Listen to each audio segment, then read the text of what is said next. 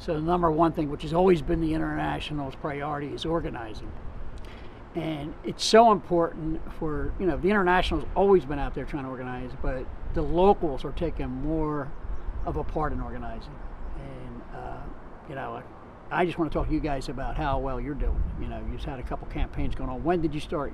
Okay, well, we brought Edgar on for the purpose of organizing. There we go. Edgar's bilingual. You know, a lot of the shops are bilingual, and you have to have somebody bilingual out there. He was hired to service some shops, but the main priority was to organize. Because in order for Local 6 to survive, we have to organize. We always want to grow, right? The more union density we have, the stronger contracts that we can produce and stuff.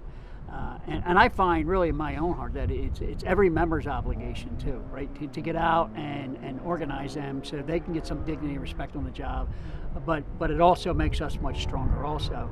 Being a union member, then working as a full-time officer, what do you find most enjoyable? You mentioned the exciting feeling of organizing. Would you say that's one of the best feelings there is, organizing? I think, and I can only speak for myself and for Local 6, is that I owe to Local 6 to get out there and organize.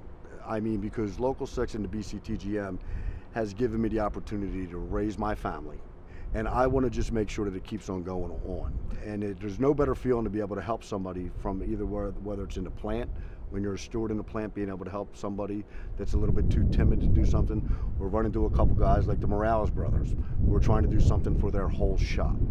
You know, that we felt proud to be able to change some people's lives for the better. I mean, what opened your eyes? Sometimes we get complacent. We're in the shop and we pay our union dues, we have a contract, but then when you get outside of your shop and you start talking to workers that don't have a union contract, they're non-union, you just can't believe the conditions that they work under.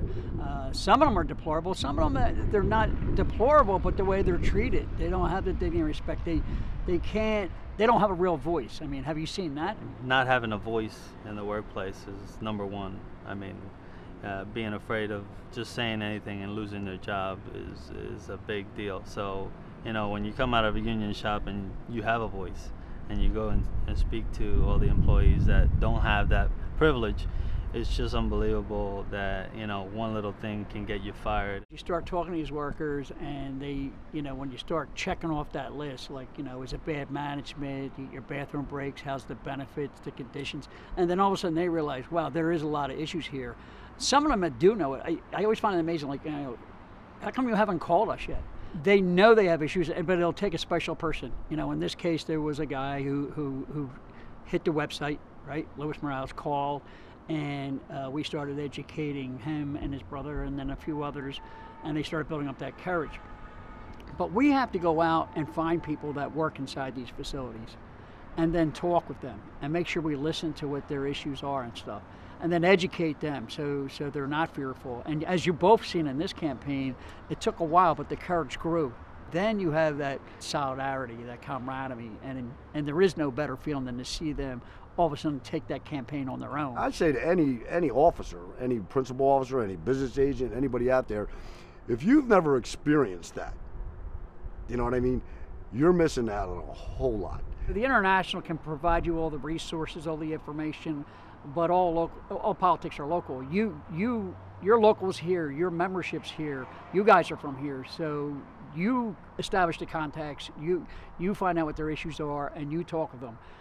And I've been with a lot of locals where they've lost their first election and stuff, and it does bring you down. You put all that work and effort in there, and for some it can turn them off, like, oh man, you know, I put so much effort in and these people just used me. And that's the wrong way to look at it, because your odds are going to go back up. You know, the second and third time around, you'll eventually get them.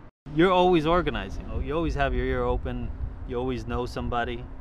You always have a brother, a sister, somebody that works somewhere that can help you out. So, I mean, it all starts from one person. So I think you're always organizing. When you get into this rhythm, you're always organizing.